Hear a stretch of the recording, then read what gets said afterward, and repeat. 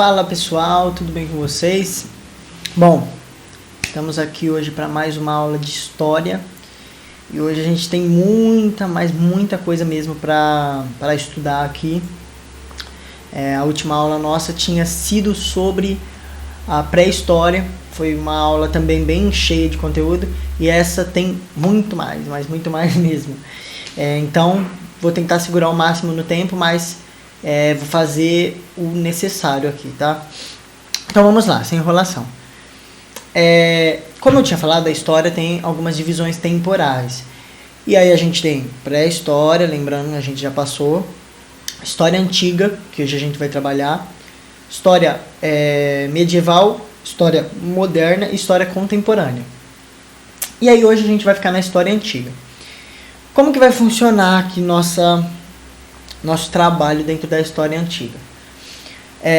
A história antiga, vamos tentar delimitar um pouco aqui. Eu anotei bastante coisa, então vamos trabalhar aqui. O período dela, ela vai entre, mais ou menos, tá? Porque a gente não tem nada muito exato, porque é um período muito distante.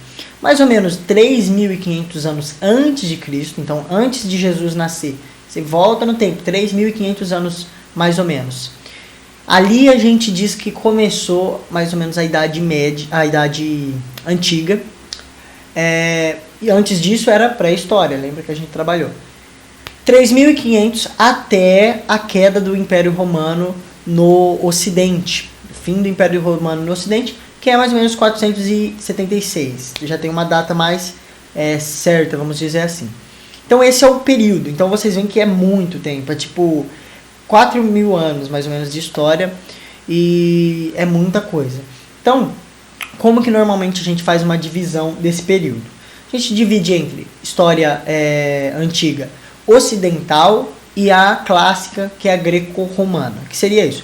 A oriental vai pegar a Mesopotâmia, que é a região da Ásia, a região da África, que é o Egito, que a gente vai estudar, e também daria para pegar a China, só que a gente não vai trabalhar isso porque isso normalmente não cai, muito difícil. Vamos focar nos mais importantes. E a outra parte, que é a antiguidade clássica, é o que a gente chama de greco-romana, que trabalha ali com a Grécia e com Roma. Então, a gente vai dividir assim. Vão ser 2 aulas, porque uma já seria meio que impossível fazer rápido uma aula sobre esse tema extenso. Então, hoje a gente vai trabalhar Antiguidade Oriental. Dessa vez eu vou deixar para vocês aí o resuminho, porque é bastante coisa, então o que eu vou falar tá anotado e aí vocês vão ter acesso a esse material, tá? Primeiro, vamos lá. Antiguidade Oriental, a gente vai trabalhar Mesopotâmia e o Egito. Então vamos começar. A Mesopotâmia é uma região. Então a Mesopotâmia não é um povo. Muita gente confunde isso. Mesopotâmia é uma região, é igual falar América do Sul ou América do Norte. É uma região, ali tem alguns países, então é uma região.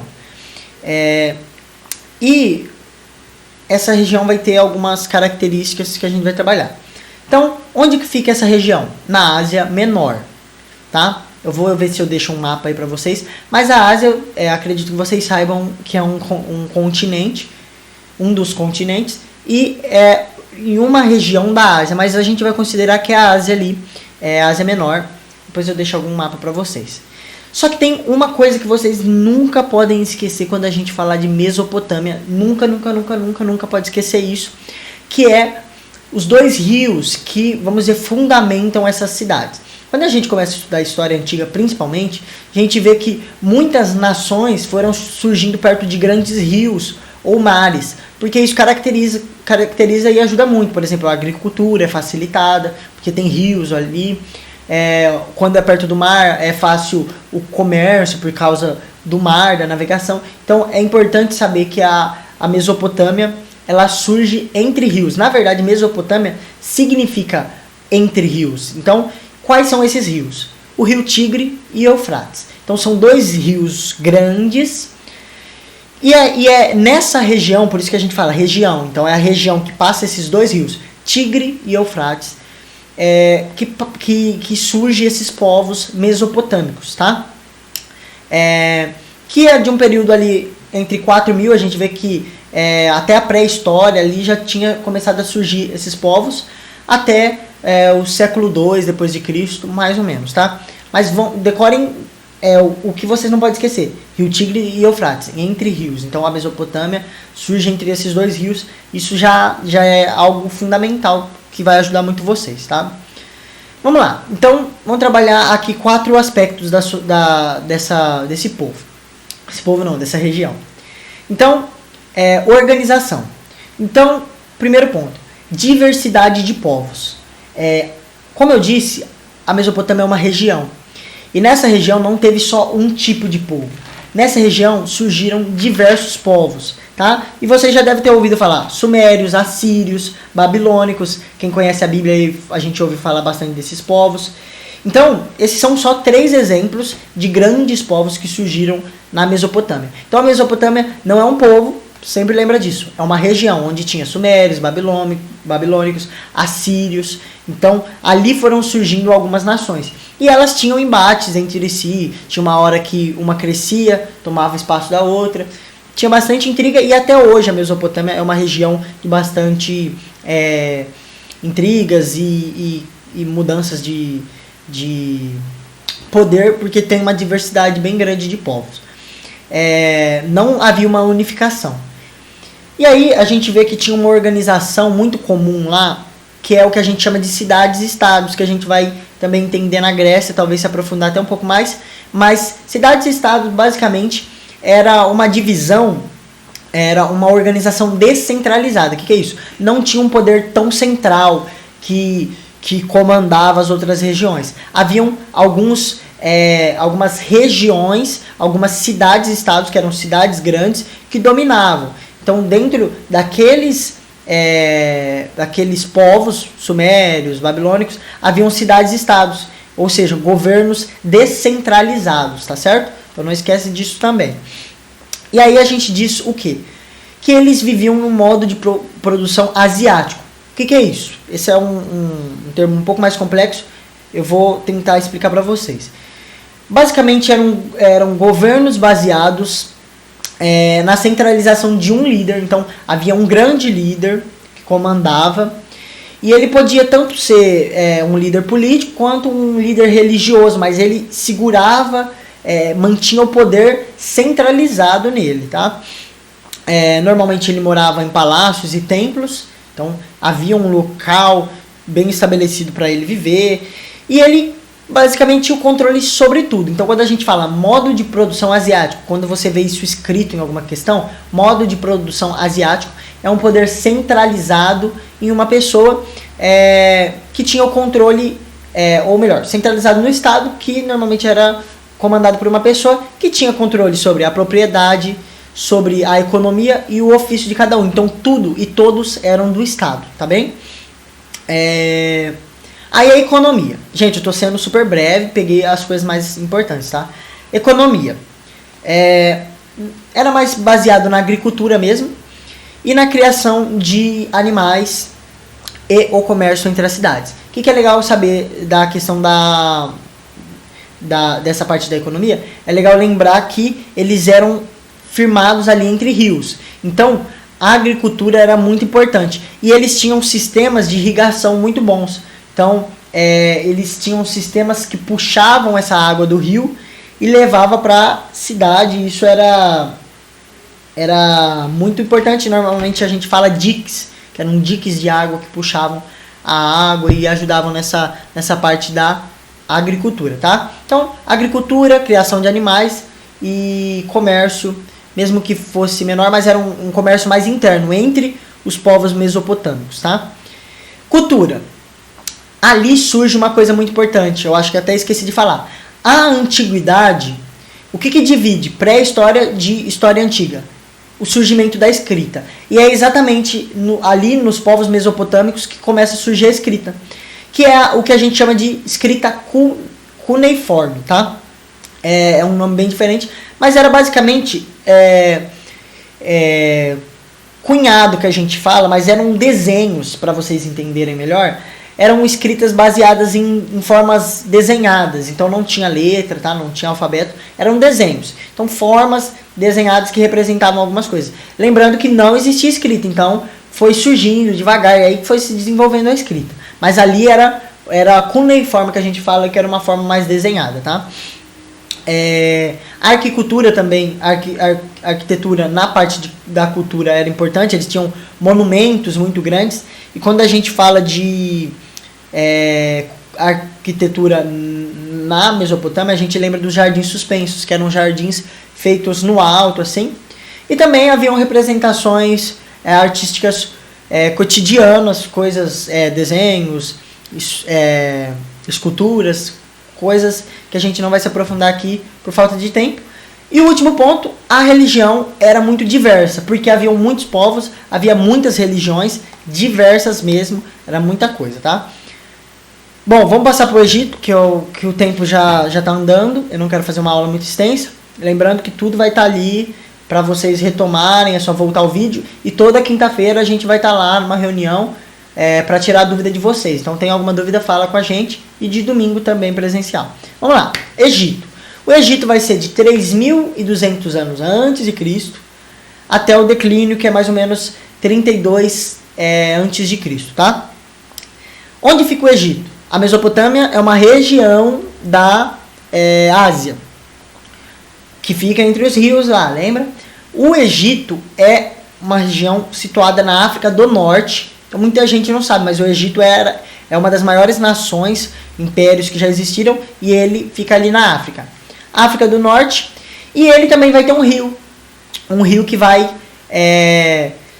pautar ali, que vai criar essa nação, que é o rio Nilo. Então, lembra a importância do rio, rio Nilo, rio Tigre e Eufrates. Então, são os rios muito importantes para essa parte, essas regiões e esses povos. Antes do Egito surgir como um império unificado, o que é importante saber? Existia o Alto Egito, que é uma região do sul. Então, o Alto Egito era do sul. Sul a gente fala a parte de baixo, que era uma região mais montanhosa. E o Baixo Egito, que é a região norte, próximo do Delta e mais próximo do rio Nilo. Então, em 3.200, a gente vai ter uma briga entre o Baixo Egito e o Alto Egito. Eles vão ter uma guerra ali. E nessa guerra, o Baixo Egito ganha. E assim surge o primeiro faraó. Então, é numa guerra que esses povos se unificam e surge o Egito, como a gente conhece, com o primeiro faraó, que é o Menes I. Não precisa lembrar o nome, que não vai ser tão importante isso. Mas é importante lembrar que o Egito surge de um combate entre o norte e o sul, o Baixo Egito e o Alto Egito, que brigam, e aí o Baixo Egito ganha, mas se torna um império unificado. Então aquele povo se torna um só, tá? E aí a gente vai ter 3 períodos dentro do Egito. Olha como é extenso, são períodos enormes. Não vou explicar porque vai ser muito complexo. A gente não quer se pegar nesses detalhes.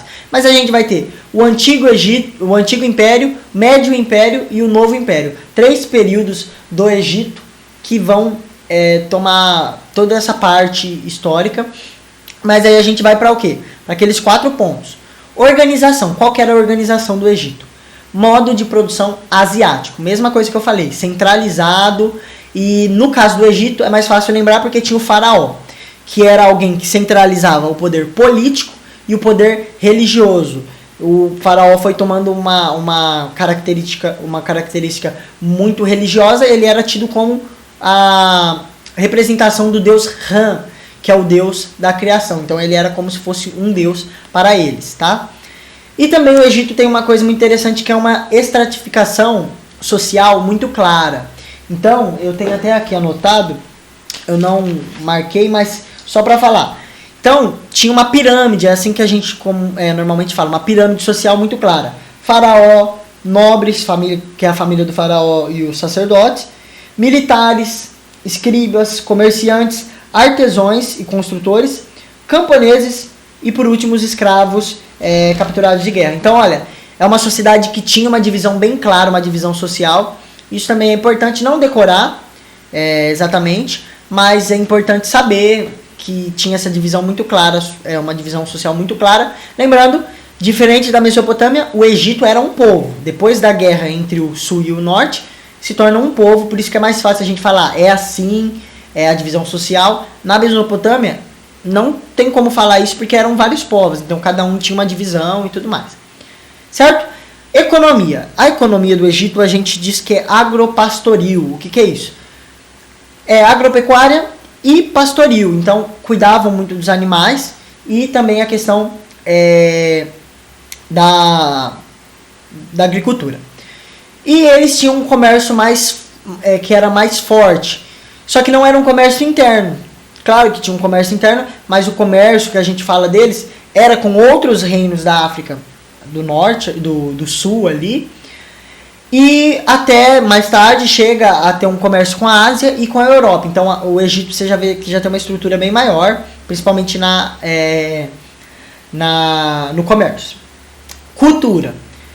No Egito a gente também vai ver o surgimento de duas escritas diferentes, da escrita, no caso duas escritas diferentes, que é a demótica, que é a representação mais abstrata, de forma cursiva. Então já começa a surgir aquela coisa de letras, sabe?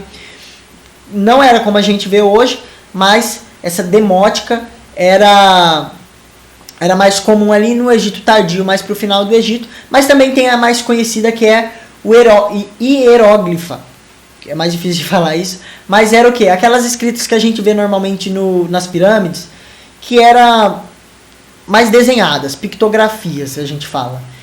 Comum nesses templos e pirâmides. Então, duas escritas diferentes. Não precisa lembrar muito o nome, se lembrar melhor, mas é importante saber. Uma é mais desenhada e a outra já era mais cursiva, vamos dizer.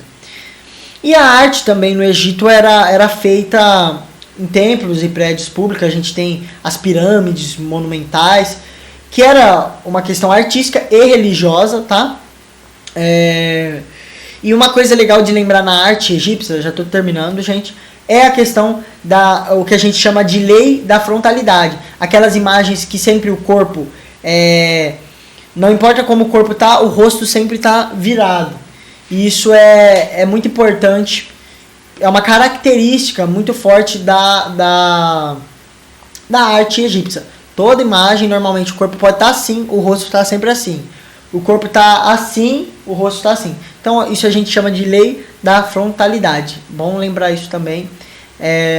Tá? Às vezes cai em alguma questão de alguma forma, bom saber.